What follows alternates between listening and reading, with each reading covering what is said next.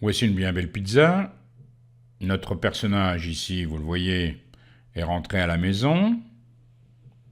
Il veut prendre un morceau de cette pizza. Il décide donc de prendre une portion de cette pizza. Il s'en coupe un morceau. Voilà ce morceau. Oui, mais tout cela n'est pas précis. S'il veut raconter à son père, à sa mère, ce qu'il a pris comme quantité de pizza, il ne peut pas dire « j'ai pris un morceau de pizza ». Pour être précis, il a une idée. Tiens, ce que je vais faire, je vais peser ce morceau de pizza. Je vais déterminer la masse de ce morceau de pizza. Bon, il a pesé son morceau de pizza, il trouve 143 grammes. Il dit donc « j'ai pris 143 grammes de pizza ». Mais il est surpris quand il va le dire autour de lui, ça ne dit rien. Parce qu'en fait, l'unité qu'il a choisie, c'est donc le gramme. Mais les personnes qui sont autour de lui, elles connaissent la taille de la pizza, l'allure de la pizza. Elles aimeraient un renseignement par rapport à la pizza, en prenant comme unité la pizza. Lui, ce qu'il a pris comme unité, c'est le gramme. Ça ne représente rien, on ne sait pas quelle quantité de la pizza il a pris. On ne se l'imagine pas. La semaine d'après, il retombe à nouveau sur une superbe pizza. Il se dit, bon, je vais en prendre un morceau, mais là, quand je vais donner la quantité de pizza que j'ai mangée, je vais le faire par rapport à la pizza elle-même. Donc il a une drôle d'idée. Qu'est-ce qu'il fait? Il coupe la pizza en 4 portions, en 4 morceaux. Et bien sûr, qu'est-ce qu'il fait? Il en prend un. Quand il dit « j'ai pris un morceau sur 4 », c'est déjà mieux. Il est en train d'exprimer la quantité par rapport à la pizza. Son unité, c'est la pizza entière. Mais pourquoi c'est pas satisfaisant? C'est pas satisfaisant parce que les morceaux n'ont pas tous la même taille. Donc quand il dit « j'ai pris un morceau sur 4 », on ne parvient pas à se représenter ce qu'il a pris par rapport à la pizza. Il va falloir qu'on se mette d'accord sur la façon dont on découpe la pizza. Ce qu'on va faire, c'est que quand on va faire les 4 morceaux, en fait, on va partager la pizza. Et partager quelque chose, ça veut dire que toutes les parts seront égales. Ici, on a donc partagé la pizza en 4 parts, qui sont évidemment égales. Dans ces conditions, s'il dit qu'il a pris un morceau sur 4, on voit tout de suite la part qu'il a prise. On a donc trouvé le moyen d'exprimer la quantité de pizza en fonction de la pizza entière. On a pris comme unité toute la pizza. La seule condition, c'est qu'il faut qu'au départ, ça soit coupé de façon égale, c'est-à-dire ça soit partagé. Quand vous prenez un bout de pizza, vous rompez d'abord la pizza. Rompu, en latin, ça vient de fractio. Fractio, ça vous rappelle quelque chose, évidemment, fraction. Quand vous prenez un morceau de pizza, un bout de pizza, vous prenez ce qu'on appelle une fraction de pizza. Donc cette fraction ici, comment on va l'exprimer en mathématiques? On va dire qu'on prend une part sur 4. On va l'écrire comment? Une part, je prends, sur combien? Sur 4 parts. 1 sur 4. Donc en mathématiques, comment s'écrit une fraction? C'est le nombre de parts concernées, le nombre de parts prises ici, de pizza, sur, le trait de fraction, vous le voyez, sur le nombre total de parts. Vous avez tous déjà entendu un quart d'heure. Qu'est-ce que c'est qu'un quart d'heure? C'est une heure qui a été divisée en 4. Donc dans le cas particulier où vous avez 4 comme nombre total de parts, on va ici dire qu'on a un quart de pizza. Si on avait pris 3 morceaux de pizza, on aurait 3 quarts de pizza. Exprimons à chaque fois ce qui a été pris par une fraction. Ici, on a une pizza qui est coupée en 2. Donc on a pris une part sur 2. On voit bien dans ce premier cas qu'on a mangé la moitié de la pizza. vous diriez que vous prenez une demi-pizza. Donc ça se lit ici 1,5. À la place de dire 1 sur 2, vous pouvez dire 1,5. Dans le cas suivant, la pizza, elle est coupée en 3. 3 parts égales. Et on prend 2 parts.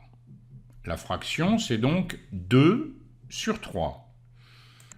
Quand on divise en 3 parties égales, on obtient ce qu'on appelle des tiers. Donc ici, on a combien de tiers? 2 tiers.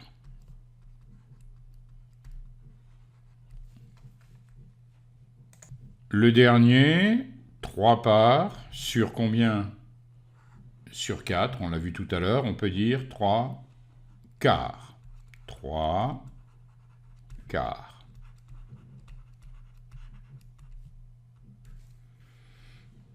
Vous voyez la fraction là qui se trouve en dessous? 4 sur 5. On le lit aussi 4 cinquièmes. Tout à l'heure, on avait 3 sur 4, qu'on avait lu 3 quarts, on aurait pu le lire 3 quatrièmes. 2 tiers, on aurait pu le lire 2 troisièmes. Si vous aviez 7 sur 12, on lirait 7 douzièmes. Pour bien distinguer le nombre du dessus, au-dessus du trait de fraction, ici c'est 4, du nombre du dessous, ici 5. Pour une fois pour toutes, essayez de ne pas confondre ces noms qui sont un peu compliqués. On va faire ce qu'on appelle de l'étymologie. On va regarder un peu l'origine de ces deux mots. Alors, le premier mot, il vient du latin numerator. Numerator, c'est celui, ou bien celle bien sûr, qui compte. Le deuxième mot, dénominator. Dénominator, c'est celui ou celle qui désigne, c'est le chef. C'est celui qui décide. Si vous regardez la fraction 4 cinquièmes, on a découpé l'unité en 5. C'est le plus important. C'est celui qui désigne, celui qui décide, qui va d'abord couper votre pizza, si on prend l'exemple de la pizza, en parts égales. Après, vous compterez les morceaux. Donc, quand j'ai 4 sur 5, 4, c'est le numérateur, 5, c'est le dénominateur.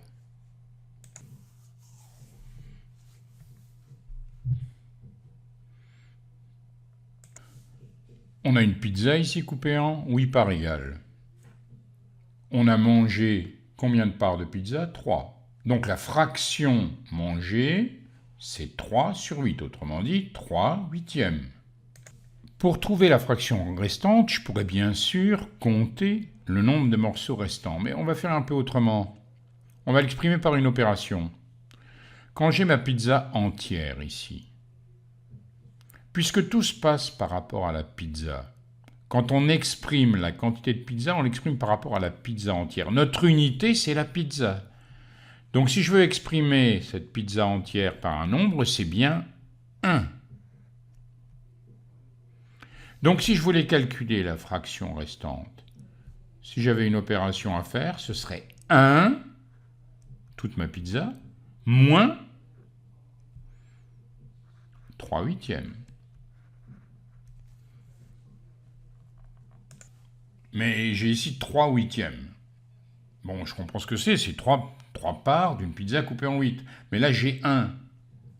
Je ne peux pas enlever ainsi des huitièmes à 1. Je peux exprimer 1 en fonction des huitièmes. Il y a combien de huitièmes dans une pizza? Il y en a forcément 8 huitièmes. Donc ici, 1 moins 3 huitièmes, ça me fait 8 huitièmes moins 3 huitièmes. Ça ferait combien? Évidemment, 5 huitièmes.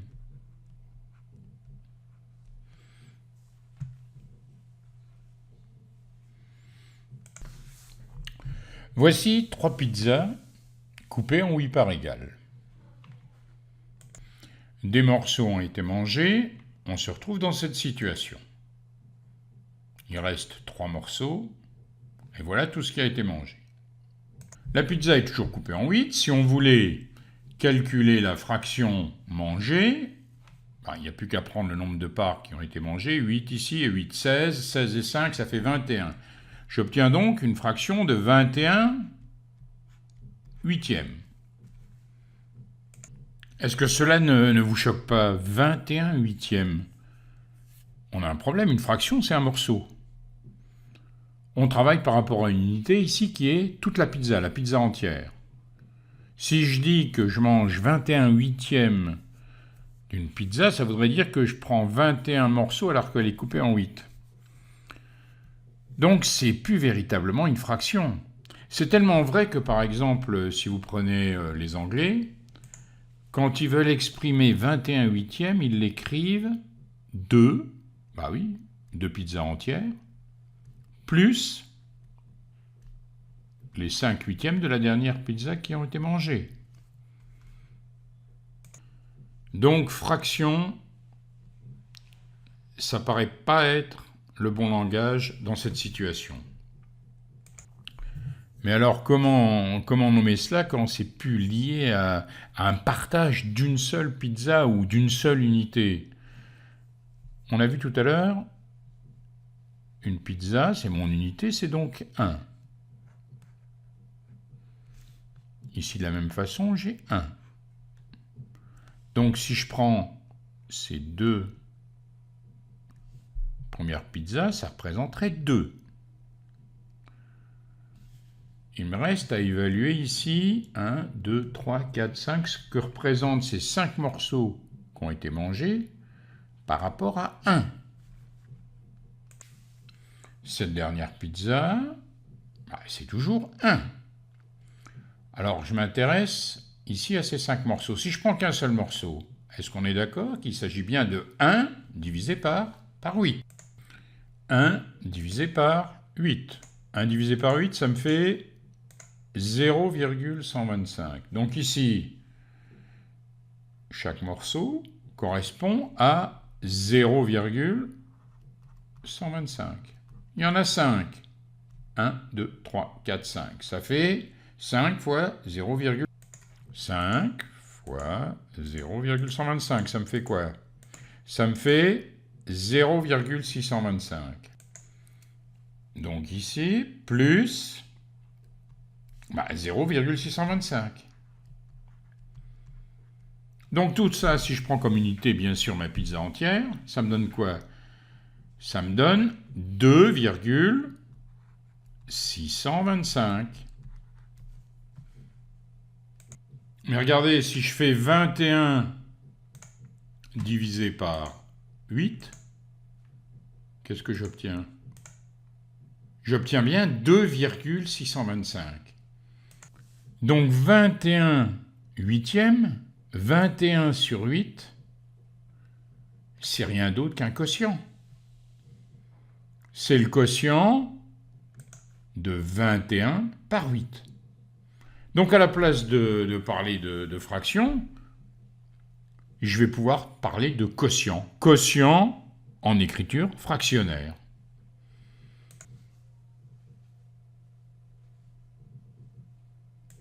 Compare les quotients à 1. 7 douzièmes, 7 sur 12, c'est forcément inférieur à 1. Pourquoi? Le numérateur 7, il est plus petit que le dénominateur. Il y a plus de parts disponibles que de parts qu'on prend. 9 neuvièmes, 9 sur 9, c'est égal à 1. Si je faisais 9 divisé par 9, ça fait 1, bien sûr. 15 septièmes, 15 sur 7, le numérateur est plus grand que le dénominateur, c'est donc supérieur à 1. 2 tiers, bien sûr, inférieur à 1. On peut se servir de l'écriture fractionnaire parfois pour graduer une demi-droite.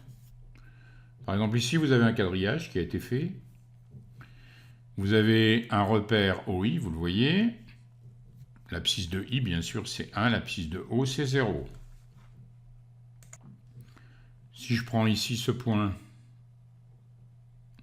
sa distance par rapport à l'origine, c'est le côté d'un carreau. Or, quand je vais de 0 à 1, une unité, ça correspond à combien de côtés de carreau? 3.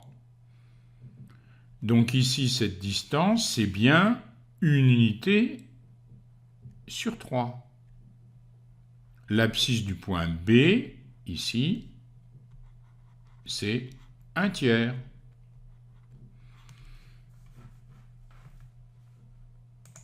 Je veux placer le point C d'abscisse 7/3. 1/3, 2/3, 3/3. C'est 1 bien sûr. 4/3, 5/3, 6/3, 7/3. Voici le point C. Voici deux pizzas identiques. La première est coupée en 8. La deuxième, elle est coupée 2 fois plus. Elle est coupée en 16 parties égales. Si je prends, je vais hachurer ici cette partie. 3 morceaux. Quelle fraction de cette pizza est-ce que j'ai pris? Évidemment, 3 parts sur 8. 3/8. Je veux manger la même quantité sur cette deuxième pizza.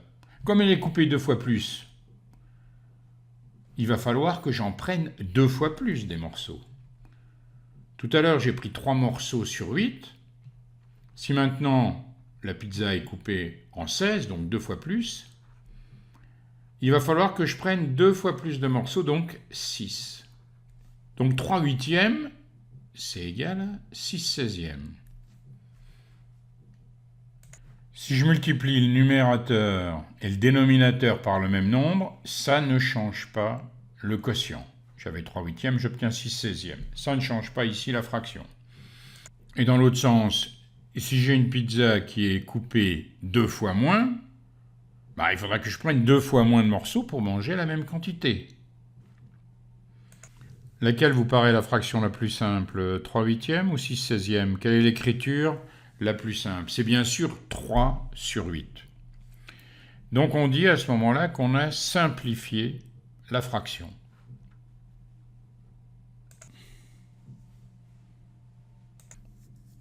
Simplifier les fractions, j'ai 35 sur 25. Il faudrait que j'arrive à diviser en haut et en bas par le même nombre. Autrement dit, est-ce que je connais une table où 35 et 25 sont tous les deux? 35 et 25, ils se terminent par 5, ils sont dans quelle table? Vous le savez, dans la table de 5. Donc je l'écris avec la table de 5. 35, c'est 7 fois 5. Et puis évidemment, 25, je le sais, c'est 5 fois 5. Finalement, quel geste vous accomplissez quand vous divisez par 5? Si vous faites 7 fois 5 et que vous divisez par 5, forcément, vous allez obtenir 7. Donc, faites carrément le geste, vous écrivez ici sous forme de produit, et vous allez pouvoir simplifier par le nombre que vous trouvez commun en haut et en bas. Je divise par 5 en haut, je divise par 5 en bas. Ça me donne comme écriture 7/5. J'obtiens ce quotient que j'ai simplifié. J'avais 35 sur 25 au départ, maintenant j'ai 7/5. 42 sur 63. 42 et 63, tiens, je le sais, je connais ma table de 7. Ils sont tous les deux dans la table de 7. 7 fois 6, 42, sur 7 fois 9. Je peux diviser donc par 7. Ça me fait 6 sur 9. Alors évidemment, je pourrais m'arrêter, dire que j'ai trouvé la réponse, 6/9, j'ai simplifié la fraction. Mais est-ce que là, j'ai simplifié au maximum la fraction? Est-ce que 6 et 9 ne peuvent pas être trouvés dans une même table? Voici dans la table de 3. 3 fois 2, ça fait 6 sur 3 fois 3, 9. Donc j'obtiens 2/3. Est-ce que je peux continuer? Non. En fait, comme tout à l'heure, je ne pouvais pas continuer. Donc ici, je suis arrivé au maximum de ma simplification. On dit que la fraction est irréductible. Je ne peux plus la simplifier. Vous voyez ces pommes, il y a 15 pommes. Alors, ce qui est important dans l'énoncé que j'ai mis en haut à droite, c'est le mot groupe. On me demande de prendre les 3/5 de ce groupe de pommes. C'est-à-dire que c'est un peu comme ce qu'on faisait tout à l'heure avec notre pizza.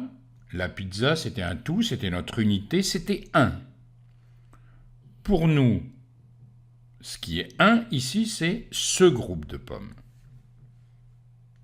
Donc, je peux m'y prendre de la façon suivante. Je vais diviser mon groupe ici par ce groupe qui correspond à 15 pommes par 5. Et ensuite, je multiplierai par 3. Est-ce qu'on est d'accord? J'ai partagé en 5, donc j'ai obtenu 5 groupes, et j'en ai pris 3, puisque je veux seulement 3, et j'obtiens 1, 2, 3, 4, 5, 5 paquets de 3, et j'en prends 3 paquets de 3, ce qui me fait bien sûr 15 divisé par 5, 3 fois 3, 9. Comme nous l'avions vu tout à l'heure pour nos 3 pizzas coupées en 8, on pourrait très bien commencer par faire la multiplication. 15 multiplié par 3, et ensuite seulement divisé par 5. 15 fois 3, ça me fait quoi? 45, divisé par 5, ça me fait bien sûr le même résultat, 9. Deux méthodes. Alors en fait, quand vous prenez une fraction d'une quantité, c'est ce 2 qui est important. Ce 2, en langage mathématique, il se traduit par multiplier. Donc 3 cinquièmes, 2, c'est 15 pommes, de ce groupe de pommes, c'est 3 cinquièmes fois 15. Donc deux méthodes, comme on vient de le voir. Soit on commence par la division, parce qu'en fait, quand j'ai ce trait de fraction, c'est rien d'autre, vous vous souvenez, que le signe de la division. Ici, vous avez le signe de la multiplication. Si vous décidez de démarrer par la division, ça vous fait bien 15 divisé par 5, et après vous multipliez par 3. Ou bien, vous commencez par la multiplication, 15 fois 3, et ensuite seulement, vous divisez par 5. On veut calculer 3 quarts de 28, c'est rien d'autre que 3 quarts fois 28. Première méthode, je commence par la division, 28 divisé par 4, et ensuite seulement je multiplie par 3, 28 divisé par 4, et après je multiplie par 3, ça me fait 28 divisé par 4, 7 fois 3, 21. Deuxième méthode, je commence par la multiplication, 28 fois 3, et seulement après je divise par 4. Ça me fait 84 divisé par 4, ça me fait bien sûr 21.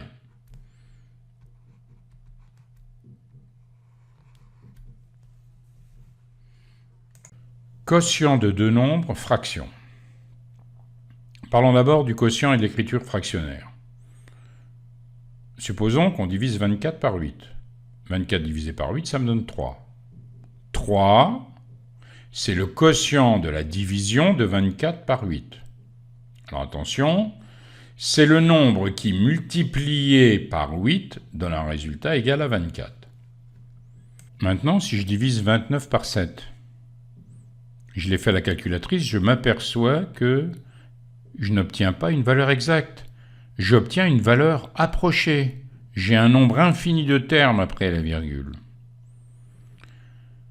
Donc je peux seulement écrire que 29 divisé par 7 est à peu près égal, et environ égal. Vous avez vu, je mets une espèce de petite vague au-dessus du premier trait du signe égal. Le quotient, lui, de 29 par 7, c'est le nombre qui, multiplié par 7, donne un résultat égal à 29. C'est ça la définition. C'est là où j'ai mis le point d'interrogation. On pourrait dire très bien que ce nombre, on pourrait l'écrire 29 divisé par 7 entre parenthèses. Et il n'y a pas de problème, on aurait 7 fois ce 29 divisé par 7 égal à 29. Alors à la place de l'écrire 29 divisé par 7 entre parenthèses, on l'écrit 29 sur 7. 29 septièmes, on le lit. On l'écrit sous forme fractionnaire, sous forme de fraction.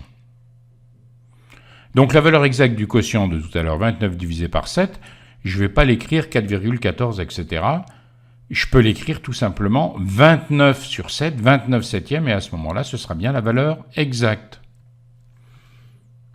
Donc, si je veux généraliser avec des lettres, si vous prenez deux nombres A et B, avec B différent de 0, parce qu'on ne peut jamais diviser par 0, attention, c'est impossible. Le quotient de A par B, c'est le nombre qui multiplié par B donne A. Ça, c'est la définition. Et quand on veut l'écrire, on peut l'écrire sous forme fractionnaire, tout simplement, A sur B. Mais on va pouvoir employer cette écriture fractionnaire pour nommer des partages quand on fait un partage. Par exemple, ici, on a un rectangle, vous le voyez, ABCD, qui est présenté, divisé en 7 parties égales. Vous les voyez, c'est 7 parties égales. Je m'intéresse maintenant à 3 parties que j'ai mises en rouge. La partie en rouge représente 3 septièmes, 3 sur 7, du rectangle ABCD. Le quotient 3 septièmes est appelé une fraction. 7, c'est le dénominateur de la fraction. C'est le nombre total de parts qui sont égales. Et 3, c'est le numérateur de la fraction, le nombre de parts colorées. Donc ici, la part colorée représente 3 septièmes du total, c'est-à-dire du rectangle. À remarquer, quand vous écrivez 2 sur 3, ça se lit 2 tiers. 3 sur 4, on le lit 3 quarts. 1 sur 2, on va le lire 1 demi. Alors on pourrait avoir bien sûr 5 demi, 7 quarts, etc. Mais on a l'habitude là, à la place de dire 2 troisièmes, on dit 2 tiers, etc. On peut céder des fractions pour graduer une droite. Regardez la première droite. J'ai choisi l'unité. Ici, vous avez l'unité de longueur en violet. On veut placer 7 tiers sur cette droite graduée. Comment on va faire ? On va découper l'unité en 3 parties égales. Une partie ici, ce sera 1 tiers. Jusqu'ici, ça fera 2 tiers, etc. Et après, j'ai plus qu'à reporter sans arrêt jusqu'à ce que j'arrive à 7 tiers. 1 tiers, 2 tiers, 3 tiers, 4 tiers, 5 tiers, 6 tiers, 7 tiers. Si on multiplie ou si on divise le numérateur et le dénominateur d'une fraction par un même nombre, non nul, la fraction elle ne change pas. Regardez voir, 3 cinquièmes, 3 sur 5. Je multiplie en haut par 3, en bas par 3. 3 fois 3 sur 5 fois 3, ça fait 9 sur 15. Eh bien 9 quinzièmes, 9 sur 15 ou 3 sur 5, c'est la même chose. Si je prends 6 21e, si je divise en haut par 3, en bas par 3, 6 divisé par 3, 21 divisé par 3, ça me fait 2 sur 7. Eh bien, c'est la même fraction. La fraction ne change pas. 4 septièmes, c'est pareil que 20 35e. J'ai multiplié par 5, 4, et par 5, 7. Si je prends 35 sur 49, si je divise en haut par 7, en bas par 7, j'ai la même fraction. Alors l'intérêt, c'est surtout quand vous allez pouvoir, grâce à cette méthode, simplifier une fraction. Si vous avez 60 sur 25, vous savez que 60 et 25 sont dans la table de 5. Il y en a un qui se termine par 0, l'autre par 5. Vous avez l'idée de diviser en haut et en bas par 5. Ça vous fera des nombres plus petits. Et j'obtiens 12 sur 5. J'ai simplifié la fraction. Et comme je ne peux plus la simplifier, elle est simplifiée au maximum, on dit qu'elle est irréductible. Alors, ce que je préfère comme présentation, je prends 60, je l'écris sous forme de produit avec 5. Je fais pareil avec 25 et je barre 5 en haut et en bas, ce qui revient à diviser par 5. C'est une méthode qui me paraît bien meilleure.